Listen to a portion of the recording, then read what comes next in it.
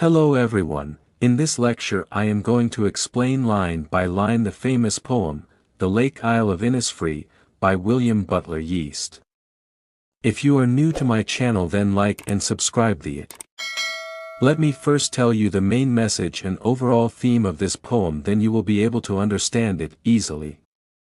Basically, this poem is about his strong desire to leave the busy city, and live peacefully in nature. He dreams of going to Innisfree, where he imagines building a small cabin, growing his own food, and enjoying the quiet sounds of nature. You can say, this poem expresses a wish for a simple, calm life away from the noise and stress of city life, finding happiness and peace in a beautiful, natural place. Now it is the time to start it line by line. I will arise and go now, and go to Innisfree. This is the first line of this poem that the speaker expresses a strong desire to leave his current place and go to Innisfree.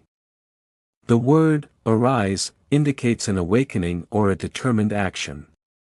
You need to remember that Innisfree is a real place in Ireland, which is very peaceful and it has a natural beauty. For the speaker, it represents an idealized place. Simply, he says that he will wake up from his bed now and visit a peaceful lake which is known by the name of Innisfree. And then in the next line says, and a small cabin build there, of clay and wattles made. In this line the poet reveals his plan that he will make a small dwelling place. Simply, he says that he will make a small cabin from a clay and wattles. Basically, clay and wattles are nothing but they are just building materials. It means that in the lake of Innisfree he wants to make a cabin from clay and wattle. 9 bean rows will I have there, a hive for the honey bee. In this line he envisions growing 9 rows of beans. Simply, it means that he wants to cultivate some plants which give him food. So, he mentioned 9 rows of beans. And he says that he will keep some bees for honey. Actually, he wants to live a peaceful life in the lap of nature, and he wants to be completely surrounded by natural things, and live alone in the bee-loud glade. Now in this line he directly states that his desire is to be in solitude, and away from the hustle and bustle of society, and to find peace and self-reflection. In the bee-loud glade, means that he will be alone among the buzzing sound of the bees. Actually, the sound of bees buzzing conveys a peaceful, natural, and vibrant environment. The poet wants to be in position to hear the natural buzzing sounds of bees in a natural environment. And I shall have some peace there, for peace comes dropping slow. Here the poet is confident that Innisfree will provide the tranquility he seeks. Simply, this indicates that he is searching for a peaceful place, and believes that he can find a peaceful place in the lake of Innisfree. For peace comes dropping slow. Here in this part, peace is described as something that gently envelopes the speaker, emphasizing its soothing and restorative nature. It means that peace will slowly come to him and he will enjoy his tranquil life, dropping from the vales of the morning to where the cricket sings. This imagery suggests that peace arrives softly with the morning light, like a veil lifting.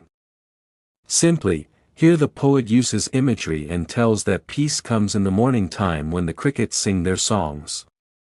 Actually, the sound of crickets is another natural, calming element, contributing to the serene atmosphere. Their midnights all a glimmer, and noon a purple glow.